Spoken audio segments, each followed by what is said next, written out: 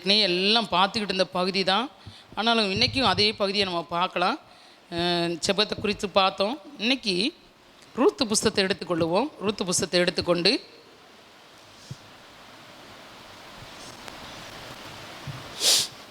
ரூத்து புஸ்தகத்தை எடுத்து வாசிப்போம். ரூத்தில் பார்த்திங்கன்னா ரூத்துக்கு என்னென்ன குணங்கள்லாம் இருக்குது, ஆண்டவர் அந்த குணத்தை எப்படிலாம் வெளிப்படுத்துகிறாரு அப்படிங்கிறத குறித்து நம்ம பார்க்க போகிறோம். சரியா? ரூத்தை ஏன் ஆண்டவர் ஆசீர்வதித்தார் அப்படின்னு சொல்லிட்டு நம்ம பார்த்தோம்னா, அவள்கிட்ட ஒரு சில குணங்கள் வெளிப்பட்டுச்சு. அந்த குணங்களை வைத்து கூட ஆண்டவர் அவளை ஆசீர்வதித்திருக்கலாம். சரியா?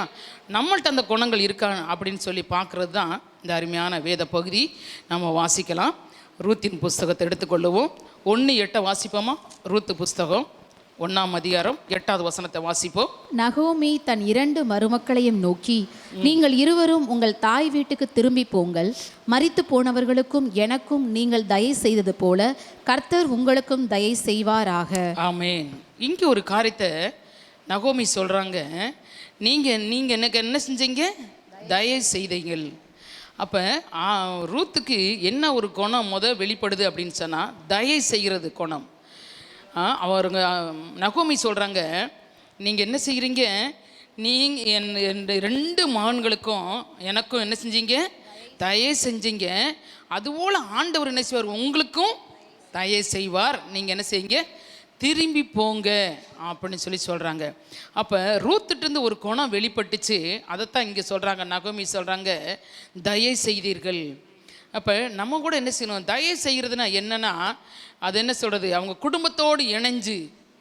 இப்போ பார்த்திங்கன்னா நகோமி பார்த்திங்கன்னா ரூத்தும் அவங்க சகோதரியும் சேர்த்து தன்னுடைய குடும்பத்தோடு இணைச்சி கொண்ட ஒரு மகள். அவங்க குடும்பத்தோடு திருமணமாகி அவங்க குடும்பத்தோடு இருந்தாங்க. சரியா? அப்போ ரூத்து நகோமியுடைய கணவர் இறந்துட்டார், 2வது மகன் இறந்துட்டான், 3வது மகன் இறந்துட்டான். அப்போ என்ன செய்யணும்? ஒரு வெறுப்பு வரல அவங்க மேலே. என்ன செய்யலை? ஒரு வெறுப்பு வரல, ஒரு கசப்பு வரல. என்ன ஒரு சபிக்கப்பட்ட குடும்பம் போல் அந்த குடும்பம் அவங்க புருஷனே இறந்து போயிட்டாங்க, கட்டி வச்சு கல்யாணம் முடிச்சு கொடுத்த அந்த 2 மகன்களை இறந்து போயிட்டாங்க. இந்த நகோமி எப்படிப்பட்டவங்க? நல்ல மகள் கிடையாது, இவங்க ஒரு சபிக்கப்பட்டவங்க, ஒரு ஆசீர்வதிக்கப்பட்ட குடும்பம் இல்லை அப்படின்னு சொல்லி என்ன செய்யலாம்? அவங்கள வெறுக்கலை. அவங்க என்ன செஞ்சாங்களாம்? தயவு செஞ்சாங்க. அதனால் ஆண்டவர் என்ன செய்வார்? உங்களுக்கும் அந்த காரியத்தை செய்வார், நீங்கள் போங்க அப்படின்னு சொல்கிறாங்க. அப்போ முதலாவது ரூத்துக்கு என்ன குணம் வெளிப்பட்டுச்சு? தயை செய்கிற குணம் வெளிப்பட்டுச்சு. ஹல்லேலூயா. நம்மள்கிட்ட கூட அப்படிப்பட்ட குணங்கள் வெளிப்படணும். சரியா? ஒருவேளை இதில் எத்தனை பேர் நம்ம விதவையாக இருக்கிறோம், அடுத்து பார்த்திங்கன்னா மாமியாராக இருக்கிறோம், மருமகளை வச்சு கொண்டவங்களாக இருக்கிறோம். நம்ம அவங்கள்ட்ட எப்படி நடந்து கொள்கிறோம் அப்படிங்கிறது தான் முக்கியம். இந்த மாதிரி ஒரு தயவுள்ள ஒரு குணம் அவங்கள்ட்ட என்ன செய்யணும்? வெளிப்படணும். நம்ம அந்த மாதிரி நடந்து கொள்ளணும். சரியா? அவங்க சொல்லணும், என் மாமியார் ரொம்ப நல்லவங்க, அவங்க எனக்கு ரொம்ப தயவாக இருப்பாங்க, தயவு செய்கிறவங்களாக இருப்பாங்க, அவங்கள போல் எனக்கு தாயை போல் எங்கள் மாமியா அப்படின்னு சொல்லுகிற அளவுக்கு நம்ம மாமியார் என்ன செய்யணும்? நடந்து கொள்ளணும். ஒரு தாயை போல் நடந்து கொள்ளணும். தாய் தான் பிள்ளை என்ன செஞ்சாலும், என்ன தவறு செஞ்சாலும் என்ன செய்ய மாட்டாங்க? அது குறைய கண்டே பிடிக்க மாட்டாங்க. அது என்ன செய்யும்? அவங்க கண்ணுக்கு சரியாக தெரியும். அதே மருமக தப்பு செஞ்சுட்டா தப்பாக தெரியும், ஆனால் மக செஞ்சுட்டா அது ரைட்டாக தெரியும். ஒரே காரியத்தை தான் 2 பேரும் செய்வாங்க, ஆனால் ஒருத்தவங்களுக்கு ரைட்டாக தெரியும், ஒருத்தவங்களுக்கு மேலே தப்பாக தெரியும். அப்படி இல்லாதபடிக்கு நம்மளும் இந்த ரூத்துக்கு போல நம்மளும் அந்த மாதிரி ஒரு பேர் வாங்குறவங்களா, நம்ம அப்படி ஒரு மாமியாவாக இருக்கணும், அப்படி ஒரு மருமகளாக இருக்கணும். அல்லேலூயா. ஆமேன். அடுத்து 2வது பார்த்திங்கன்னா ரூத் 1ஆம் அதிகாரம் 15லேருந்து 18 வரைக்கும் வாசிக்கலாமா? அப்பொழுது அவள், இதோ உன் சகோதரி தன் ஜனங்களிடத்துக்கும் தன் தேவர்களிடத்திற்கும் திரும்பி போய்விட்டாளே, நீயும் உன் சகோதரியின் பிறகே திரும்பி போ என்றால், அதற்கு ரூத், நான் உம்மை பின்பற்றாமல் உம்மை விட்டு திரும்பி போவதை குறித்து என்னோடே பேச வேண்டாம். நீர் போகும் இடத்திற்கு நானும் வருவேன், நீர் தங்கும் இடத்திலே நானும் தங்குவேன். உம்முடைய ஜனம் என்னுடைய ஜனம், உம்முடைய தேவன் என்னுடைய தேவன். நீர் மரணமடையும் இடத்தில் நானும் மரணமடைந்து அங்கே அடக்கம் பண்ணப்படுவேன். மரணமே அல்லாமல் வேறொன்றும் உம்மை விட்டு என்னை பிரித்தால் கர்த்தர் அதற்கு சரியாகவும் அதற்கு அதிகமாகவும் எனக்கு செய்ய கடவர் என்றாள். அவள் தன்னோட கூட வர மன உறுதியா இருக்கிறதை கண்டு அப்புறம் அதை குறித்து அவளோட ஒன்றும் பேசவில்லை. ஆமென். அல்லேலூயா. இந்த இடத்துல பார்த்தீங்கன்னா ரூத்துக்கு ஆண்டவர் இன்னொரு காரியத்தை சொல்கிறார். என்னன்னா, மன உறுதி என்னது இருக்குது அவளுக்கு. என்ன காணப்படுது? மன உறுதி. இவங்க இருந்த இடம் வேற, இந்த நகோமி போய் இருக்கிற தேசம் மோவாப் தேசம், அங்கே இருக்கிற இடம் வேற. ஆனால் இங்கே பார்த்தீங்கன்னா இவளுக்குள்ள ஒரு மன உறுதி எப்படின்னு சொன்னால், நான் நினச்சிவேன் நான் உன்னோடதே வருவேன், உன் ஜனத்தண்டைக்கு தான் வருவேன், உன்னுடைய ஜனம்தான் என்னுடைய ஜனம், உன்னுடைய தெய்வம் தான் என்னுடைய தெய்வம், நீ தங்குற இடத்துல தான் நான் தங்குவேன், நீ மறிக்கிற இடத்துல தான் நான் மறிப்பேன், மரணமே அல்லாமல் வேற ஒன்று நம்மளை என்ன செய்ய ரெண்டு பேரையும் பிரிக்காது அப்படின்னு சொல்லி இவன் ஆணித்தரமாக பேசுகிறத பார்த்துட்டு நகோமி கீழே சொல்கிறா. அவள் எப்படி இருக்கலாம்? மன உறுதியாக இருக்கிறாள் என்று நம்பி அப்புறம் என்ன செய்யற அந்த வார்த்தையை குறித்து நீ போ அப்படின்னு சொல்லுகிற வார்த்தையை குறித்து ஒன்றுமே பேசவே இல்லை. சரியா? அதுக்கு முன்னாடி பார்த்தீங்கன்னா அதே நகோமி தான் ரெண்டு பேரையும் ரொம்ப வருந்தி கேட்பாங்க, இப்படி போங்க அப்படின்னு சொல்லிட்டு அழுவாங்க ரெண்டு பேரையும் பார்த்து. அப்போ ஒரு சகோதரி என்ன செய்வா? முத்தமிட்டு போவா. இவன் என்ன செய்வான்? அழுதுட்டு முத்தமிட்டு போக மாட்டான். நான் என்ன செய்வேன்? உம்மோட வருவேன். இப்படி தான் ஒரு மாமியாருக்கும் ஒரு மருமகளுக்குள்ள அன்பு ஐக்கியம் அதிகமாகணும்னு சொல்லி ஆண்டவர் விரும்புகிறாரு. ஒரு அடையாளமாகத்தான் இந்த இடத்துல வச்சிருக்கிறாரு. ஏன்னு சொன்னால், மோவாப் தேசத்து மக்களை இஸ்ரவேல் ஜனங்கள் என்ன செய்வாங்க? அருவருப்பாய் பார்ப்பார்கள். அவர்கள் யாரு? அருவருப்பானவர்கள். இஸ்ரவேலருக்கு மோவாப் தேச மக்கள், மோவாப் ஜனங்கள்னு சொன்னாலே அருவருப்பானவர்கள். இவங்க விரும்ப மாட்டாங்க. ஆனால் அப்படிப்பட்ட பெத்லேகேமில் இருந்து போனவங்க குடும்பத்தில் தான் அவங்களும் பார்த்தீங்கன்னா அவங்கள அருவருப்படாமல் அந்த பிள்ளைகள் ரெண்டு பேரையும் கல்யாணம் முடிச்சிட்டாங்க தன்னுடைய மகனுங்களுக்கு. ஏன்னா அவங்களுக்கு அங்கேயே இருந்துடலாம் அப்படிங்கிற ஒரு எண்ணத்தில் அவங்க திருமணம் செஞ்சுட்டாங்க. ஆனால் இங்கே பார்த்தீங்கன்னா இப்படி ஒரு சூழ்நிலை நடக்கும்னா நகோமி எதிர்பார்க்கல, ரூத்து எதிர்பார்க்கல, அவளுடைய சகோதரி ஓர்பாலும் எதிர்பார்க்கல. ஆனால் இந்த இடத்துல பார்த்தீங்கன்னா அப்படி ஒரு சூழ்நிலை நடந்த பிறகு சரி அந்த தேசத்துக்கு போனால் நம்மளை விரும்ப மாட்டாங்க. யார் நினச்சிருக்கணும்? ரூத்து நினச்சிருக்கணும்.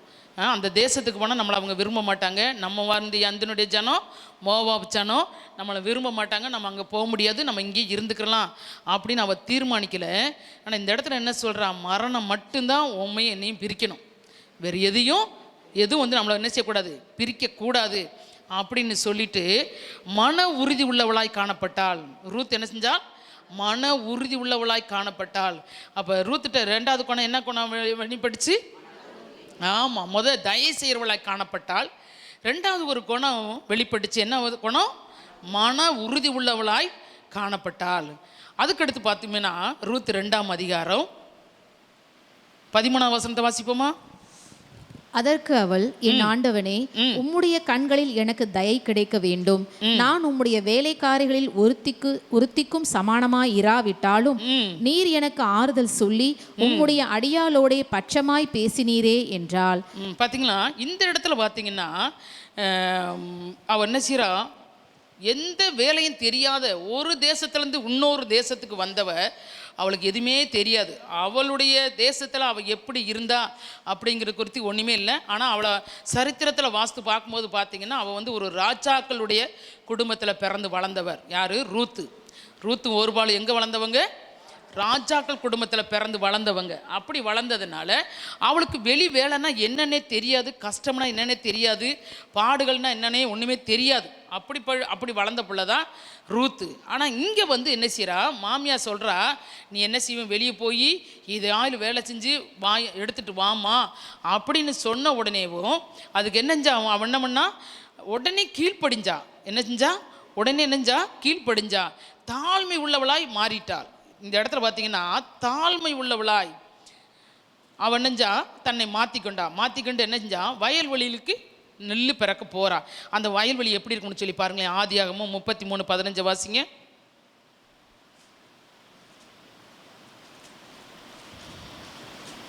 33:15. அப்பொழுது ஏசா, என்னிடத்தில் இருக்கிற ஜனங்களில் சிலரை நான் உன்னிடத்தில் நிறுத்திவிட்டு போகட்டுமா என்றான். அதற்கு அவன், அது என்னத்திற்கு? என் ஆண்டவனுடைய கண்களில் எனக்கு தயவு கிடைத்தால் மாத்திரம் போதும் என்றான். பாத்தீங்கன்னா தயவு, இந்த தயவு எவ்வளவு முக்கியமானதுன்னு பாத்தீங்கன்னா, இந்த ஏசா வந்து பாத்தீங்கன்னா யாக்கோப்பை பார்க்கறதுக்கு வர்றான். யாக்கோப் ஏசாவை பார்க்க போறான். ஏன்னா அண்ணனை ஏமாற்றி, அப்பாவை ஏமாற்றி, அம்மாவை ஏமாற்றி, ஆண்டவரை ஏமாற்றி என்ன செய்கிறான்? ஊரை விட்டு போயிட்டு இப்போ குடும்பத்தோடு திரும்பி வர்றான். திரும்பி வரும்போது என்ன செய்கிறான், அண்ணன் நம்மளை கொன்றுவானோ என்னமோ அப்படின்னு நினச்சிட்டு இந்த அதிகாரத்தில் 33 அதிகாரத்தில் வாஸ்து பார்த்தீங்கன்னா அண்ணனுக்கு என்ன செய்கிறான், நிறைய வெகுமதிகளை கொண்டு வந்து கொடுக்கறதுக்கு வர்றான். அப்போ கொண்டு வந்து கொடுக்க வரும்போது அவன் சொல்கிறான், இதெல்லாம் எனக்கு வேணாம், எனக்கு எல்லாம் இருக்குது, நீ இதை வச்சுக்க அப்படின்னு. அப்போ அவன் சொல்கிறான், இல்லை இந்த பொருளெல்லாம் நீ வாங்கினாத்தே என் மேலே நீ தயவாக இருக்கிறேன்னு சொல்லி நான் நினைப்பேன், இதெல்லாம் வாங்கிக்க அப்படின்னு சொல்லிட்டு சொல்கிறான். உண்மை பார்ப்பது யாரை பார்த்தது போல் இருந்துச்சு, எனக்கு தேவதூர் முகத்தை பார்ப்பது போல இருக்குது, இதெல்லாம் வாங்கிக்க அப்படின்னு. அப்போ தயவு பண்ணுறதுக்கு இவன் என்ன பண்ணுறாங்க, ஒரு பொருளை வெகுமதிகளை கொடுத்து அவங்களுடைய குணத்தை கண்டுபிடிப்பதற்கு ஏசா கிட்ட என்ன செய்ய யாக்கோப்பு கொண்டு வருகிறான். அப்போ அவன் சொல்கிறான், அதெல்லாம் எனக்கு தேவையில்லை, உனக்கு வேணா சொல்லு, நான் என்ன செய்கிறேன், கொஞ்சம் ஆளுகளை வேணா இங்கே நிறுத்திட்டு போகிறேன், நீ பத்திரமா வந்து சேரு அப்படின்னு சொல்லிட்டு அந்த 15வது வசனத்தில் வாஸ்து பார்த்தீங்கன்னா அவன் சொல்லுவான். வாசிமா மறுபடியும் அந்த வசனத்தை 33:15. அப்பொழுது ஏசா என்னிடத்தில் இருக்கிற ஜனங்களில் சிலரை நான் உன்னிடத்தில், ஆமா, சிலரை உன்னிடத்தில் விட்டுட்டு போகட்டுமா என்றான். அதற்கு அவன், அது என்னத்திற்கு, என் ஆண்டவனுடைய கண்களில் எனக்கு தயவு கிடைத்தால் மாத்திரம் போதும் என்றான். இதே தான் இங்க வந்து ரூத்து கூட சொல்றா. யாரை பார்த்து சொல்றா? போவாசை பார்த்து சொல்றா, நம்முடைய கண்களில் எனக்கு தயவு கிடைத்தது. அப்ப தயவுடையவள், அப்ப தயவு பெற்றவளாய் தன்னை தாழ்த்துகிறான். அவள் தன்னுடைய மேன்மை விட்டு இறங்கி வந்தவள், சரியா, தன்னுடைய காரியங்களை எல்லாம் விட்டு இறங்கி வந்தவள். அவளுடைய ஊரில் அவள் எப்படி வாழ்ந்தா, எப்படி இருந்தா அப்படிங்கிறதெல்லாம் என்ன செஞ்சிட்டா, மறந்துட்டு தன்னை இந்த ஊருக்கு வந்தோடனே என்ன செஞ்சா, தன்னை தாழ்த்துகிறாள், தாழ்த்தி ஒப்பு கொடுக்குறார், சரியா. அதே பார்த்தீங்கன்னா லூக்கா 15:19 வாசித்தீங்கன்னா இங்கே கூட என்ன செய்கிறான், அண்ணன் தம்பி 2 பேர் இருக்கானுங்க. இளைய மகிந்த என்ன செய்யான், தன்னுடைய சொத்தெல்லாம் பிரித்து எல்லாத்தையும் பிடுங்கிட்டு போயிடுவான். அவள் போன உடனே அவன் என்ன செய்கிறான், உம்முடைய வேலைக்காரன் என்று சொல்லுவதற்கு கூட நான் தகுதி இல்லாதவன் அப்படின்னு சொல்லிட்டு கூலிக்காரர் ஒருவனாக என்ன செய்யணும், வைத்துக்கொள்ளுங்கன்னு சொல்லிட்டு அவங்க அப்பாவை பார்த்து கெஞ்சுறான், தன்னை தாழ்த்துகிறான். இவன் எப்படி தாழ்த்துகிறான், எல்லாவற்றையும் செலவு செஞ்சுட்டு இப்போ வந்து என்ன செய்கிறான், சொத்தெல்லாம் பிரித்து போயிட்டு அப்பாவை வேதனைப்படுத்தி, அம்மாவை வேதனைப்படுத்தி, அண்ணனை வேதனைப்படுத்தி எல்லாத்தையும் பிரிச்சுட்டு போயிட்டு வந்து இப்போ சொல்கிறான், என்ன செய்யுங்க, தயவாய் என்னை ஏற்றுக்கொள்ளுங்க, வேலைக்காரனை ஒருத்தனாக ஏற்றுக்கொள்ளுங்க அப்படின்னு சொல்லிட்டு. ஆனால் நமக்கு சூழ்நிலைகள் வரலாம், அந்த மாதிரி சூழ்நிலைகள்லாம் வரலாம், நமக்கும் கூட அந்த மாதிரி வரலாம் இல்லை. நம்ம பிரிஞ்சு போகிற நிலைமை, நமக்கு நிறைய பணம் இருக்குது அப்படிங்கிற மேட்டிமை எண்ணங்கள், கர்வ எண்ணங்கள் அப்படிலாம் நமக்கெல்லாம் வந்துடலாம். ஆனால் அது ஒரு காலத்தில் இருந்திருக்கலாம். ஆனால் அது என்னைக்கு நம்ம உணர்றோமோ அதை விட்டுட்டு என்ன செய்யணும், நம்மளை அடிமையை போல தாழ்த்தணும் ஆண்டவர் முன்னாடி. ஆண்டவர் அப்படித்தானே வந்தார், அடிமையின் ரூபம் எடுத்து தன்னைத்தானே தாழ்த்தி என்னஞ்சார், கீழே வந்தார். அவர் என்னஞ்சார், மனுஷ ரூபம் எடுத்து பூமிக்கு வந்தார். அது மாத்திரமில்ல, தேவன் அவருடைய செல்ல குமாரனை இந்த பூமிக்கு அனுப்பி அன்பு கூர்ந்தார். அப்போ தன்னை தாழ்த்துகிற காரியத்தில் ஆண்டவர் அவ்வளோ முக்கியத்துவம் கொடுக்கறதுக்கு அவர் எதிர்பார்க்கிறாரு. இந்த ரூத்து கூட பார்த்தீங்கன்னா அப்படித்தான் தாழ்த்துகிறார். அவன் பெரிய வசதியான ஆள் தான், யார், போவாசு.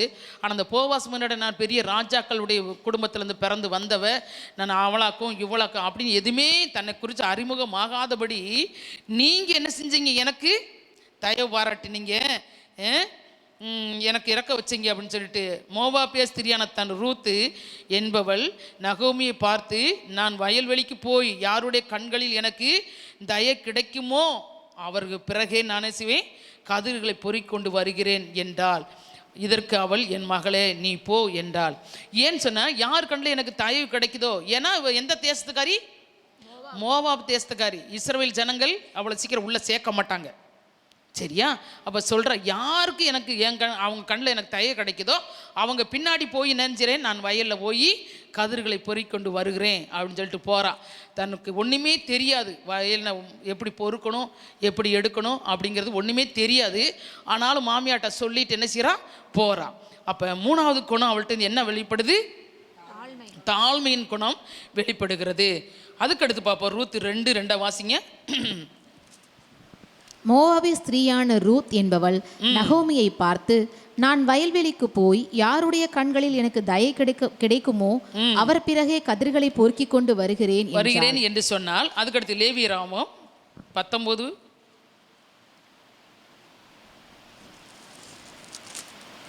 லேவியராமம் 19:9 வாசிப்போம். நீங்கள் தேசத்தின் பயிரை அறுக்கும்போது நீங்கள் தேசத்தின் பயிரை அறுக்கும்போது உன் வயலின் ஓரத்தில் இருக்கிறதை தீர அறுக்காமலும் சிந்தி கிடக்கிற கதிர்களை பொறுக்காமலும் உன் திராட்சை தோட்டத்திலே பின் அறுப்பை அறுக்காமலும் அதிலே சிந்தி கிடக்கிற பழங்களை பொறுக்காமலும் அவைகளை எளியவனுக்கும் பரதேசிக்கும் விட்டு விடுவாயாக. பரதேசிக்கும் என்ன செய்யணுமா? விட்டு விடுவாயாக.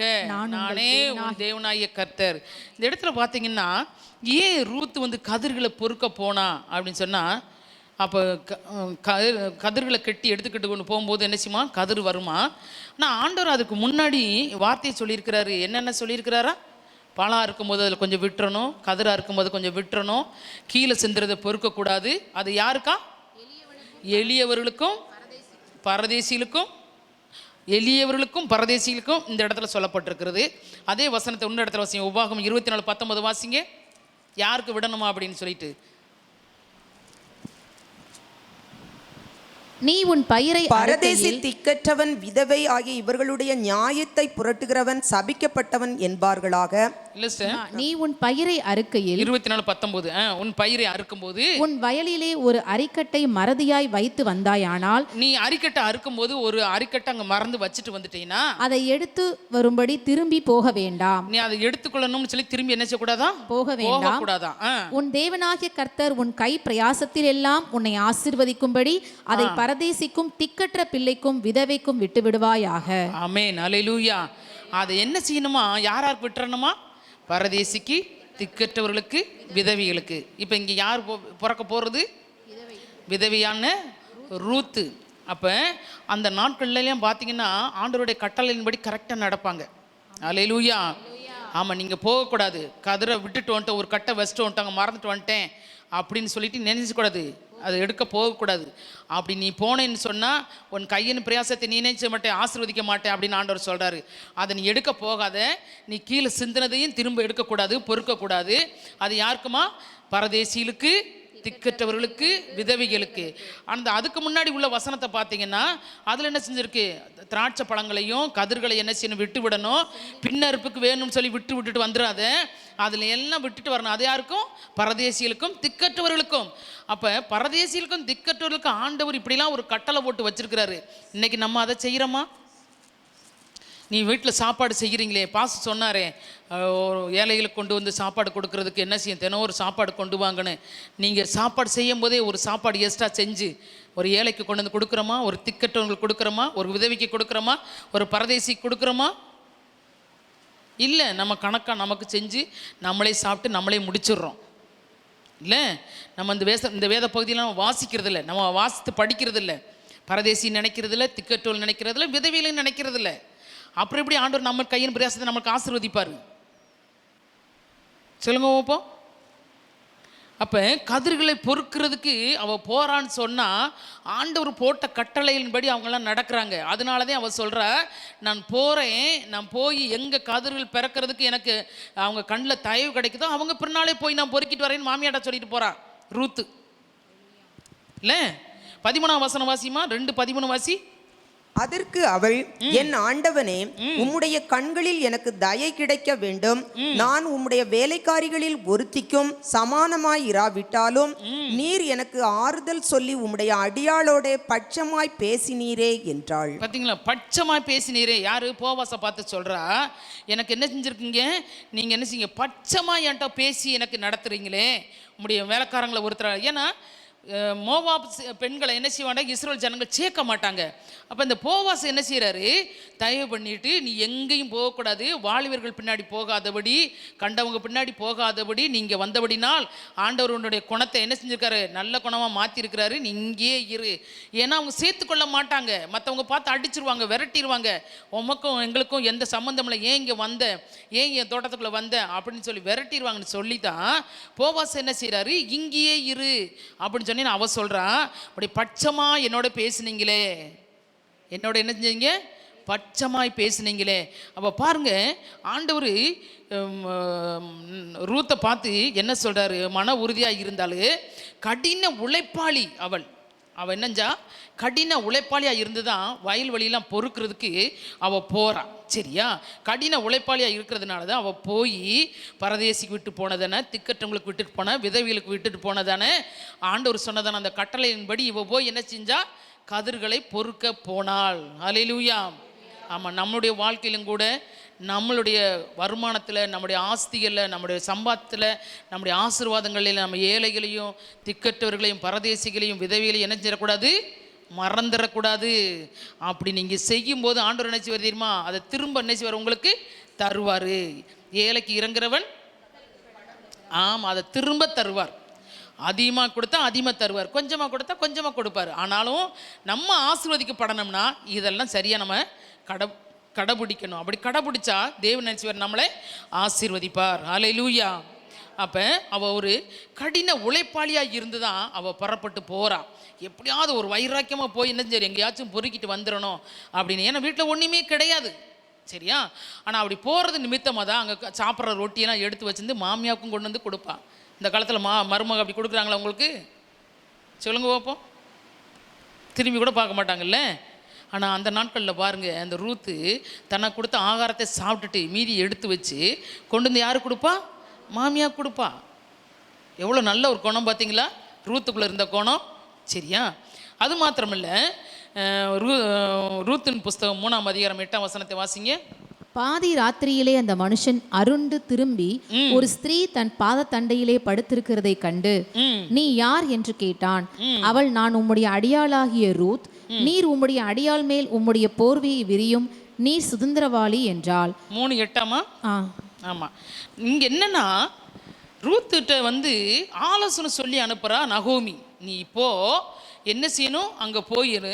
இந்த இடத்துல பார்த்தீங்கன்னா ரூத்து நகோமி சொல்கிற காரியத்தை பார்க்கும்போது பார்த்தீங்கன்னா நமக்கு ஒரு தவறான உறவு உண்டாகிறதுக்கு ஏற்பாடு பண்ணுறான் அப்படிங்கிற மாதிரி தெரியும் இல்லை? ரெண்டாவது, இந்த இடத்துல வந்து கூட பார்த்தீங்கன்னா அவன் எந்திரிச்சு என்ன செய்கிற, நீ யார் என்னன்னு கேட்குறான். பாதி ராத்திரியில். வேற ஒரு இடத்துல என்ன நடக்கும், அங்கே ஒரு தவறு நடக்கும். ஆனால் அங்கே பார்த்தீங்கன்னா தேவனுக்கு பயந்த பிள்ளைகள் அப்படிங்கிறத இந்த இடத்துல வெளிப்படுத்தி காட்டும். ஏன்னா அவள் யாருன்னு கேட்ட உடனேவும் இவன் என்ன சொல்கிறார், உன் போர்வை விரியும் அப்படின்னு சொல்லி, உன்னுடைய அடியாளாகி நான் தான் உன்னுடைய பாதத்தில் படுத்திருக்கிறேன்னு சொல்லி கண்டு, நீ யாருன்னு கேட்டனே அவன் எல்லாத்தையும் சொல்கிறான். சொல்லி முடிச்ச உடனே அவன் சொல்கிறான், கீழே சொல்கிறான், உன்னுடைய முந்தின நற்குணத்தை காட்டிலும் பிந்தின நற்குணம் உத்தமமாக இருக்கிறது. நீ ஒரு குணத்தில் மாமியாவோட கிளம்பி வந்துட்டேன், அதை காட்டிலும் ஒரு பிந்தின நற்குணம் மாமியார் சொன்னது அப்படியே கீழ்ப்படிஞ்சு, ஒரு கீழ்ப்படிதான ஒரு இருதயம் ரூத்துக்கு இருந்துச்சு. அதை கீழ்ப்படிஞ்சு அப்படியே வந்து நீ செய்கிறீல அப்படின்னு சொல்லிட்டு அந்த அவளுடைய குணத்தை பற்றி அந்த இடத்துல அழகாக விவரித்து யார் சொல்கிறது, போவாஸ் சொல்கிறான். உன்னுடைய குணம் அவ்வளோ ஒரு நல்ல குணம் அப்படின்னு சொல்லி ஊராரும் எல்லாரும் என்ன செய்வாங்க, அறிவாங்க. நீ குணசாலி என்பதை என்ன செய்வாங்க, அறிவாங்க. அப்போ உழைப்பாளி மாத்திரமல்ல, தைரியசாலி, கீழ்ப்படிதல் உள்ளவள். யாருனாச்சும் போய் ஒரு எஜமான் பக்கத்தில் போய் இப்படி படுன்னு சொன்னால் படுக்க முடியுமா? போய் அங்கே போய் உட்காரு, இல்லை அந்த அரைக்கில் அந்த சேரில் போய் உட்கார முடியுமா? ஆனால் பாருங்க, இந்த மக என்ன செய்கிறா, தன் மாமியார் சொன்னதை அப்படியே கீழ்ப்படிஞ்சு அப்படியே செய்கிறான். அப்போ நம்ம என்ன சொல்ல முடியும், இதில் என்ன செய்கிறது, தைரியசாலி. ரூத் என்ன செய்கிறாள், ஒரு தைரியசாலி. ரெண்டாவது கீழ்ப்படிதல் உள்ளவள். அடுத்து உண்மை உள்ளவள். மாமியார் சொன்னதை ஒரு கோடு ஓட்டது கூட தாண்டலை, அப்படி கரெக்டாக செய்கிறான். சரியா? அடுத்தடுத்து பார்த்தீங்கன்னா அதுக்கடுத்து தான் அவன் சொல்கிறான், அவள்கிட்ட இன்னொரு குணம் என்ன வெளிப்பட்டுச்சு, குணசாலியான ஒரு குணம். 3:10-11 வாசித்தோம்னா வாசிங்க. அதற்கு அவன், மகளே, நீ கர்த்தரால் ஆசீர்வதிக்கப்படுவாயாக. ஆமா, அவன் பாருங்க, அவன் ஆண்டவருடைய பிள்ளை. யாரு? போவாஸ். அப்ப அந்த இடத்துல சொல்றான், என்ன சொல்றான், நீ கர்த்தரால் ஆசீர்வதிக்கப்பட்டவள், நீ தரித்திரரும் ஐஸ்வர்யவான்களுமான வாலிபர்களின் பிறகே போகாததினால், அங்க போகாதபடிக்கு உன் முந்தின நற்குணத்தை பார்க்கிலும் உன் பிந்தின நற்குணம் உத்தமமாய் இருக்கிறது. இப்போதும் மகளே, நீ பயப்படாதே. உனக்கு வேண்டியபடி பயந்துகிட்டே வந்து இங்க இருந்து நினைச்சு படுத்திருந்த, ஆனால் நீ செய்யறத பயப்படாத. உனக்கு வேண்டியபடியெல்லாம் செய்வேன். அல்லேலூயா. நீ குணசாலி என்பதை என் ஜனமாகிய ஊரார் எல்லாரும் அறிவார்கள். நீ குணசாலி என்பதை ஊரார் எல்லாரும் என்ன செய்வாங்களா, அறிவாங்களா. இது யார் சொல்ற சாட்சி? ஆமாம், போவாசு சொல்கிறான். சரியா? பெண்களில் அழகான பெண்களில் 4 பெண்கள் சொல்லியிருக்கு. யார் யாரு சொல்லுங்க பார்ப்போம். ரெபேக்காலா? அழகுள்ள பெண்களில் வேதத்தில் 4 பேரை பற்றி சொல்லியிருக்க.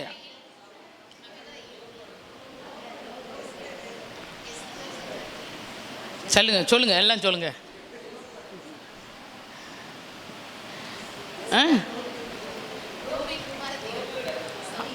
சாராள், ரூத்து, சரியா? அப்புறம் யார்? இல்லை, ஆமாம், அபிகால். எஸ்தர் கிடையாதுமா, இவ பேர் என்ன, ராகாப். இவங்க 4 பேர் தான் வேதத்தில் மிகவும் அழகுள்ள பெண்கள். வேதத்தில் இஸ்ரவேல் ஜனங்களுடைய அந்த வர்ணிப்பின்படி யார் யார் அழகுள்ள பெண்கள்? ஆமாம், சாராள், ரூத்து, அபியால், ஆமாம், ராகாப். இவங்க 4 பேர் தான். சரியா? மற்றவங்களாம் அழகுள்ளவங்களாம், அவங்களுக்கெல்லாம் ஒரு அர்த்தம் சொல்லி அந்த அழகுலாம் சொல்லியிருக்கோம். ஆனால் இவங்களை இஸ்ரவேல் ஜனங்களில் அழகுள்ளவர்கள் அப்படின்னு சொல்லி பார்க்கும்போது இவங்க 4 பேரை சொல்லுவாங்க. அப்படி ஒரு அழகு நிறைந்த மகள் ரூத். அல்லேலூயா. ஆமாம், அப்படி சொல்லும்போது பார்த்தீங்கன்னா, அப்போ பார்த்தீங்கன்னா அப்படிப்பட்ட ஊரார் எல்லாம் அறிகிறதான ஒரு குணசாலியான குணம் யார்கிட்ட வெளிப்பட்டுச்சு? ரூத்துட்ட வெளிப்பட்டுச்சு. அல்லேலூயா. ஆமாம், பாருங்கள், நீதிமொழிகள் 12:4 வாசிமா. குணசாலியான ஸ்திரீ தன் புருஷனுக்கு கிரீடமாய் இருக்கிறாள். ஆமென். இங்க பாத்தீங்கன்னா அவன் குணசாலி என்பதை கண்டுபிடிச்சதுனால தான் ஆண்டவர் நினைஞ்சிருக்காரு, அவனுக்கு இவ என்ன செஞ்சிட்டா? கிரீடமா மாறிட்டாள். ஹல்லேலூயா. ஆமா, போவாஸ் செஞ்சா திருமணம் ஆனவனேவும் எப்பயுமே ஒரு பெண்ணு திருமணம் ஆயிட்டா யாருக்கு கிரீடம்? புருஷனுக்கு கிரீடம். சரியா? குணசாலியான ஸ்திரீ, ஆமா, புருஷனுக்கு கிரீடம். அதே வாசிங்க, நீதிமொழிகள் 31:10 வாசிங்க. குணசாலியான ஸ்திரீயை கண்டுபிடிப்பவன் யார்? ஆமா, குணசாலியான ஸ்திரீயை கண்டுபிடிப்பது ரொம்ப கடினம். அவளுடைய விலை முத்துக்களை பார்க்கிலும் உயர்ந்தது. அவளுடைய விலை முத்துக்களை பார்க்கிலும் விலை உயர்ந்தது. முத்துக்கள் எப்படின்னு சொன்னா என்ன முத்து? நீங்க பார்க்குற மாதிரி சாதாரண முத்தெல்லாம் கிடையாது. சரியா? முத்துங்கிறது 10,000 சிப்பிக்குள்ள இருக்கிற 10,000 சிப்பிக்குள்ள இருக்கிற ஒரு முத்து தான் விலை உயர்ந்த முத்து. அல்லேலூயா. அவ்வளோ அது என்ன சொல்கிறது, ரொம்ப விலை உயர்ந்த முத்து. அது அவ்வளோ சீக்கிரம் கண்டுபிடிக்க முடியாது. 10,000 சிப்பிகளை நீங்கள் உடச்சி எடுக்கணும். அதில் வேறு மாதிரி இருக்கும். அதில் ஒரே ஒரு முத்து வரும், அதுதான் மிகவும் விலை உயர்ந்தது. அந்த முத்து தான் பயங்கரமான முத்து. அதுக்கு தான் அந்த முத்துக்கு ஒப்பிட்டு சொல்லுவாங்க. இங்கே சொல்லப்பட்டிருக்கிறது, குணசாலியான ஸ்திரியை கண்டுபிடிப்பவன் யார்? அது யாரை பார்க்கிலும் விலை உயர்ந்ததா? முத்துக்களை பார்க்கிலும். முத்து அவ்வளோ விலை உயர்ந்தது. அதே மத்தேயு அதிகாரத்தில் வாஸ்து பார்த்தீங்கன்னா, சுவிசேஷ பகுதியில் பார்த்தீங்கன்னா ஆண்டவரை ஒப்பனை சொல்லுவாங்க, பரலோக ராட்சியத்துக்கு ஒப்பனை சொல்லுவாங்க. பரலோக ராட்சி எதுக்கு ஒப்பனையாக இருக்கிறது? வியாபாரம் பண்ணுற, முத்துக்களை வியாபாரம் பண்ணுற ஒரு வியாபாரிக்கு ஒப்பனையாக இருக்கிறதுன்னு சொல்லி நீங்கள் மத்தேயு அதிகாரத்தில் சுவிசேஷத்தில் 24ஆம் அதிகாரத்தில் வாஸ்து பார்த்தீங்கன்னா அங்கே வரும். சரியா? அவ்வளோ முக்கியமானது ஒரு முத்து. அந்த முத்துக்களை பார்க்கிலும் இவருடைய குணம் எப்படி இருந்துச்சா? விலை உயர்ந்ததாக இருந்ததான். அதை காட்டிலும் உன்னுடைய குணசாலி குணம் என்ன செய்கிறது? விலை உயர்ந்தது. அது கண்டுபிடிக்கிறது ரொம்ப கடினம். அது ஒரு மனுஷிட்ட ஒரு குணத்தை கண்டுபிடிக்கிறது, ஒரு பெண்ணிட்டு இருக்க குணத்தை கண்டுபிடிக்கிறது ரொம்ப கடினம். அதைத்தான் இந்த இடத்துல சொல்கிறாரு, குணசாலி ஸ்திரியை கண்டுபிடிப்பவன் யார்? அது ரொம்ப கடினம், அது கஷ்டம். 1000 புருஷருக்குள்ள ஒரு புருஷரை கண்டுபிடிச்சிடலாமா? ஆனால் ஒரு ஸ்திரியை சொல்லுங்க, அந்த வசனத்தை சொல்லுங்க பார்ப்போம். 1000 பேருக்குள்ள ஒரு புருஷரை கண்டுபிடிச்சாச்சு. அது அதுக்காக யாரை கண்டுபிடிக்கல? ஒரு ஸ்திரியை கண்டுபிடிக்கலை. அப்போனா பாருங்கள், அப்போ ஸ்திரியோட குணம் எவ்வளவு, அது என்ன சொல்கிறது, நல்ல குணங்கள் இல்லை அப்படிங்கிறது. அப்பப்போ மாறுகிற குணங்கள் ஸ்திரீகளுக்குள்ளே காணப்படுது. அந்த இடத்துல சொல்லியிருக்கிற நீதிமொழி சாலமோன் தான் சொல்லியிருப்பார். ஏன்னா அவர் நிறைய அனுபவப்பட்டவர், அதை சொல்லியிருக்கிறார் அவர். வாசிமா, 1000 பேருக்குள்ளே வசனமே எங்கே இருக்குன்னு தெரியலையா? எடுங்க, பிரசங்கில தான் இருக்குது, எடுங்க.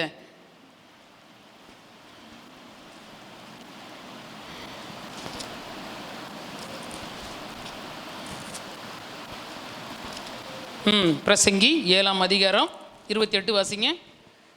என் மனம் இன்னும் ஒன்றை தேடுகிறது, என் மனம் இன்னும் ஒன்றை தேடுகிறது, அதை நான் கண்டுபிடிக்கவில்லை. 1000 பேருக்குள்ளே ஒரு புருஷனை கண்டேன், 1000 பேருக்குள்ளே ஒரு புருஷனை கண்டேன், இவர்கள் எல்லாருக்குள்ளும் இவர்கள் எல்லாருக்குள்ளேயும் ஒரு ஸ்திரீயை நான் காணவில்லை, ஒரு ஸ்திரியை நான் காணவில்லை. சரியா? அப்படிப்பட்ட குணம். ஆனால் அப்படி இங்கே வசனம் சாலமோன் சொல்லியிருக்கிறாரு. ஆனால் இங்கே போவாஸ் சொல்கிறாரு, என்ன பார்த்தேன், ஆனால் குணசாலியான ஸ்திரியை கண்டுபிடிப்பவன் யார்? அது என்ன செய்யுது? விலை உயர்ந்த முத்துக்களை பார்க்கிலும் விலை உயர்ந்தது. அப்படித்தான் போவாஸ் நினைஞ்சாரு, ரூத்தை கண்டுபிடித்தார். அல்லேலூயா. அப்படி அவளுடைய குணம், குணசாலி குணம் வெளிப்பட்டது. கடைசியாக 4:15 வாசிப்போமா? சங்கீதம் ரூத் 4:15. அவன் உன் ஆத்துமாவுக்கு ஆறுதல் செய்கிறவனும் உன் முதிர் வயதிலே உன்னை ஆதரிக்கிறவனுமாய் இருக்க கடவன். உன்னை சிநேகித்து 7 குமாரரை பார்க்கிலும் உனக்கு அருமையாய் இருக்கிற உன் மருமகள் அவனை பெற்றாளே என்றார்கள். ஆமா, இந்த இடத்துல வந்து அன்பு நிறைந்தவள். மற்றவர்கள் எல்லாரும் அவளை என்ன செய்யறாங்க? புகழ்ந்து யாரும் இந்த இடத்துல வாழ்த்துறாங்க? நகோமியை சொல்றாங்க. அவ எப்படிப்பட்டவளா? ஆமா, உன் ஆத்மாவுக்கு ஆறுதல் செய்கிறவள். உன் ஆத்மாவுக்கு என்ன செய்யறானா? ஆறுதல் செய்கிறவள். உன் ஆத்மாவுக்கு ஒரு ஆறுதல் செய்கிறவள். மற்றவங்களுடைய எப்பயுமே நம்ம என்ன செய்யணும்? மற்ற ஆத்மாக்களுக்கு நம்ம ஆறுதலாக பேசுறது அவ்வளோ ஒரு நல்ல ஒரு காரியம். ஆண்டவர் அதை விரும்புகிற காரியம். இந்த இடத்துல பார்த்தீங்கன்னா நகோமியை பார்த்து மற்றவர்கள் அந்த ஊராரெல்லாம் சொல்கிறாங்க, அவள் உன் ஆத்மாவுக்கு ஆறுதல் உள்ளவளாக இருந்தா எத்தனை குமாரர்களை பார்க்கலாம்? 7 குமாரரை பார்க்கலாம். உனக்கு அருமையாக இருந்த ஒரு மருமகள். சரியா? அப்போ அவள் பாருங்க, மாமியாவுக்கு ஆறுதல் செய்கிறவர் அந்த ஆத்மாவுக்கு. மற்றவர்கள் போற்றக்கூடியவர்களாக இருந்தா, மற்றவர்களாம் போற்றக்கூடிய மகளாக இருந்தால் ரூத்து. அல்லேலூயா. ஆமாம், நகோமியை பார்த்து மற்றவங்க சொல்கிறாங்க, அவள் சாதாரண ஒரு ஆள் கிடையாது. அவள் எப்படி இருந்தா? உன் ஆத்மாவுக்கு ஆறுதல் உள்ளவளாய், அன்புள்ளவளாய், இல்லை உனக்கு கீழ்ப்படிதல் உள்ளவளாய், இரக்கமுள்ளவளாய், குணசாலியான பிள்ளையாய், நிறைய காரியங்களை சொல்லுவாங்க. எத்தனையோ காரியங்களை சொல்லியிருப்பாங்க. ஆனாலும் இந்த இடத்துல சொல்கிறாங்க, பேரன் வந்த பிறகு அவள் ஒரு பேரனை பெற்று கொடுத்த, ஒரு மகனை பெற்று கொடுத்த உடனேவும் மற்றவங்க எல்லாரும் சொல்கிறாங்க, அவங்க எல்லாரையும் காட்டிலும் எப்படி இருந்தாலும் உனக்கு ஆறுதலாக இருந்தார் என்று சொல்லி மற்றவர்கள் நகோமியை பார்த்து போற்றினார்கள், புகழ்ந்தார்கள். அப்போ ரூத் வந்து பார்த்தீங்கன்னா அவர் அன்புள்ளவர், ஆத்மாவுக்கு ஆறுதல் செய்கிறவள், அடுத்து மற்றவர்களால் போற்றப்படுகிறவள். அப்போ இந்த இடத்துல பார்த்தீங்கன்னா அப்படி மற்றவர்களால் போற்றப்படுகிறவர்களால் நம்ம காணப்பட வேண்டும். நமக்கு என்னதான் பிரச்சனை இருந்தாலும், என்னதையும் பாடுகள் இருந்தாலும், என்னதே உபத்திரங்கள் வந்தாலும் எல்லாவற்றையும் என்ன செய்யணும்? நம்ம எங்கே தூக்கி வைக்கணும்? சங்கீதம் 55:22 வாசிங்க.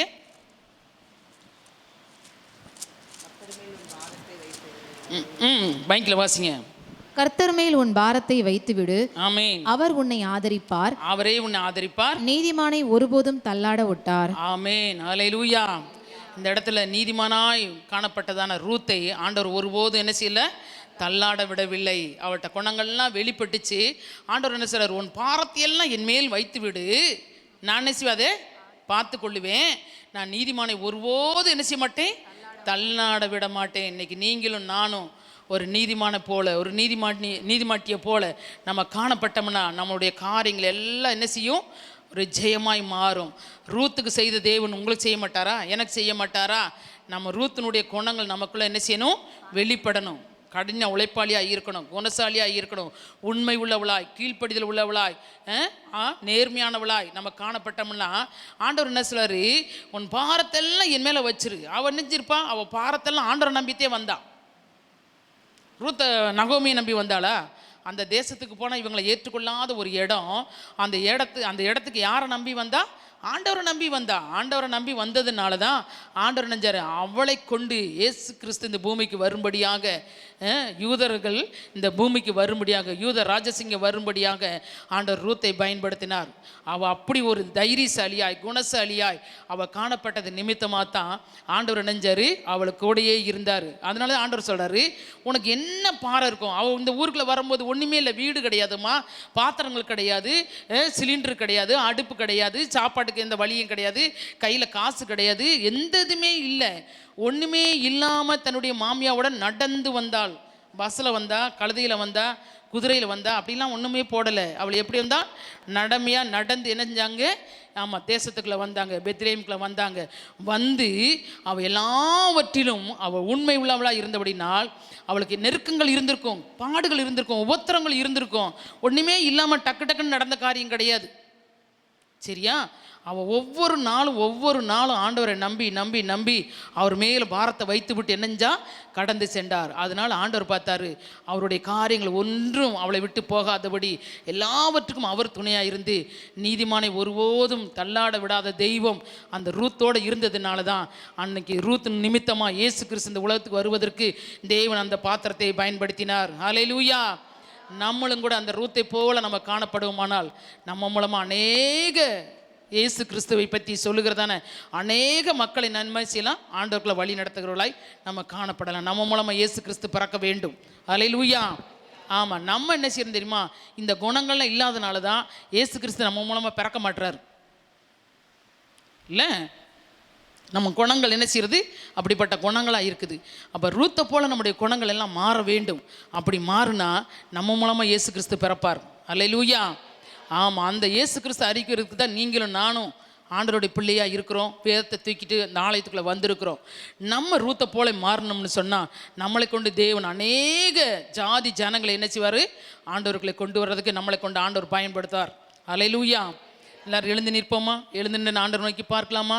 ஆண்டவரே, நாங்கள் ரூத்தை போல ஆண்டவரே, நல்ல ஆண்டவரே, கீழ்ப்படிதல் உள்ள மகளாய் காணப்படணும். ஆண்டவரே, நல்ல குணசாலி குணங்கள் எங்கள்கிட்ட காணப்படணும். கண்டின உழைப்பாளியாக இருக்கணும், புத்திசாலியாக இருக்கணும், உறுதியான மனித உடையவளாக இருக்கணும். ஆண்டவரே, மற்றவர்கள் போற்றக்கூடியவங்களாக இருக்கணும். ஆண்டவரே, உத்தமமான குணங்கள் எங்களுக்குள்ளே காணப்படணும். குணசாலியான குணங்கள் ஆண்டவரே எங்களுக்குள்ளே காணப்படணும் வேணும். ஆண்டவரே, இப்படிப்பட்ட குணங்கள் ஆண்டவரே ரூத்துக்குள்ளேருந்து வெளிப்பட்டது நிமித்தமாய் ஆண்டவரே நீர் இந்த உலகத்துக்கு வந்தீர். ஆண்டவரே, அதற்கு அவ்வளவு காரணமாய் ஆண்டவரை இருந்து பயன்பட்டாலே நாங்களும் கூட கர்த்தாவை பயன்பட வேண்டும். ராஜா, சொல்லுவோமா?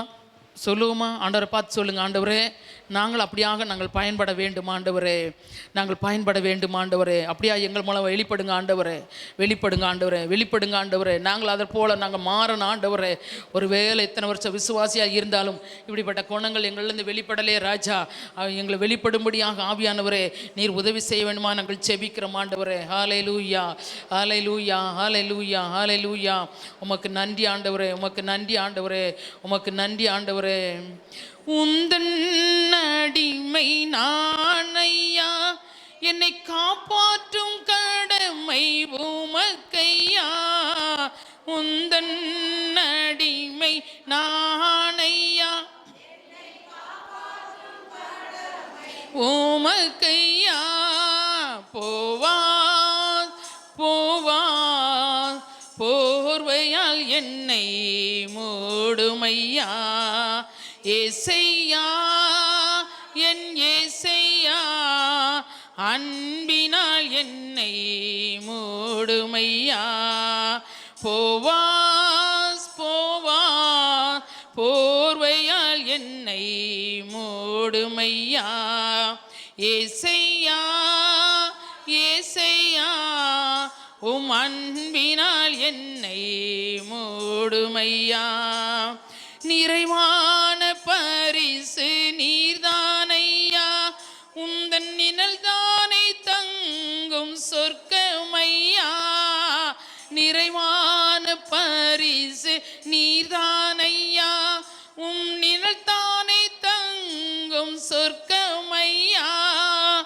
போவாஸ் போவாஸ் போர்வையால் என்னை மூடுமையா. ஏசையா, ஏசையா, உம் அன்பினால் என்னை மூடுமையா. ஏசையா, ஏசையா, உம் அன்பினால் என்னை மூடுமையா.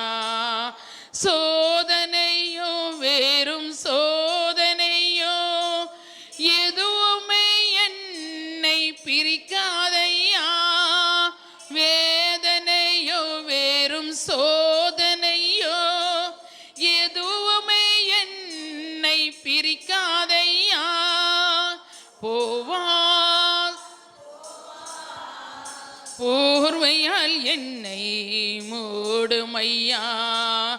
ஏசையா என் ஏசையா, உம் அன்பினால் என்னை மூடுமையா. ஏசையா ஏசையா, உம் அன்பினால் என்னை மூடுமையா. ஓய்வின்றி கதிர்கள் பொறுக்கிடுவேன், வேறொரு வயல் நான் போவதில்லை.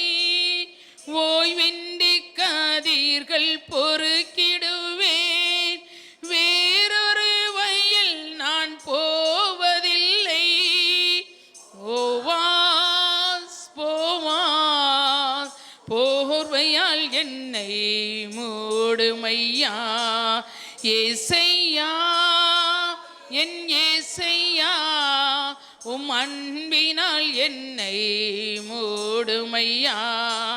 ஏசையா என் ஏசையா, உம் அன்பினால் என்னை மூடுமையா. கற்றுத்தாரும் நான் கடைபிடிப்பேன், சொல்வதை செய்து முடித்திடுவேன். கற்றுத்தாரும் நான் கடைபிடிப்பேன், சொல்வதை செய்து முடித்திடுவேன்.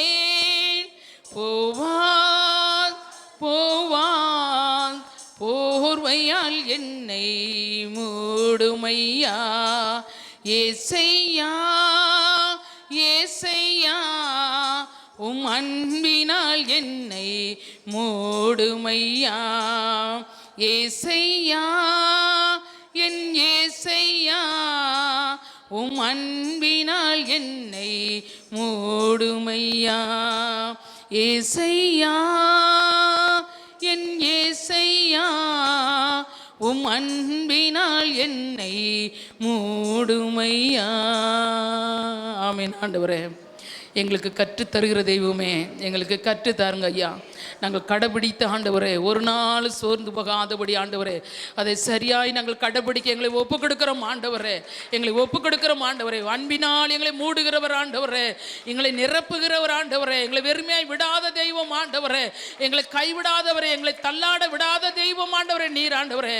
எங்களுக்கு கொடுக்கிற ஒவ்வொரு காரியத்தையும், எங்களுக்கு கற்றுக் கொடுக்கிற ஒவ்வொரு காரியத்திலும் ஐயா, நாங்கள் எல்லாவற்றையும் கடைபிடித்து உம்முடைய ஆசீர்வாதங்களை பெற்றுக்கொள்ள ஆண்டவரே தகுதியுள்ள பாத்திரங்களா என்னை எங்களை மாற்றுங்க ஆண்டவரே, மாற்றுங்க ஆண்டவரே. சத்தியத்தை கேட்கிறது மாத்திரமல்ல ஆண்டவரே, அதை விட்டு விடாதபடி ஆண்டவரே, விருத்த சேதனம் பண்ணப்பட்ட காதுகளா இருதயங்களா இருந்த ஆண்டவரே, நாங்கள் ஊழியங்களை நிறைவேற்ற ஆண்டவரே எங்களை ஒப்பு கொடுக்கிற ராஜா, எங்களை ஒப்பு கொடுக்கிறோம் ஆண்டவரே. வந்திருக்கிற நம்முடைய பிள்ளைகள் ஒவ்வொருவரையும் அப்படியே ஆசீர்வதிங்க ராஜா. ஆண்டவரே, ரூத்துக்கிட்ட காணப்பட்ட குணங்கள் ஆண்டவரே எனக்குள்ளே எங்களுக்குள்ளே ஒவ்வொருவருக்குள்ளேயும் காணப்பட வேண்டும் ஆண்டவரே. எங்கள் நிமித்தமாக அநேகருக்கு ஆண்டவரே இயேசு கிறிஸ்து எப்படி பிறந்தார் என்பதை குறித்து ஆண்டவரே தெளிவாய் சொல்லுகிறதான அந்த கிருபை ஆண்டவரே எங்கள் ஒவ்வொருவருக்கும் தாங்க ஆண்டவரே. நாங்கள் கடமைக்காக வந்து போகிறவர்கள் அல்ல ஆண்டவரே, எதையாயிலும் என் தேவனுக்காக செய்ய வேண்டுமே என்று சொல்லி அந்த நோக்கத்தோடு நாங்கள் வந்து போகிறவர்களாக காணப்பட எங்களுக்கு உதவி செய்யுங்கப்பா, உதவி செய்யுங்க. எல்லாவற்றிலும் கீழ்ப்படிந்து தேவனுடைய சித்தத்தை நிறைவேற்றி எங்களை ஒப்பு கொடுத்து நாங்கள் செபிக்கிறோம் ஐயா. எங்களை பொறுப்படுத்திக் கொள்ளுங்க, ஆசீர்வதிங்க, வழி நடத்துங்க. இயேசுவின் நாமத்தில் இருக்கிற எங்கள் ஜீவனுள்ள நல்ல பிதாவே, ஆமேன் ஆமேன்.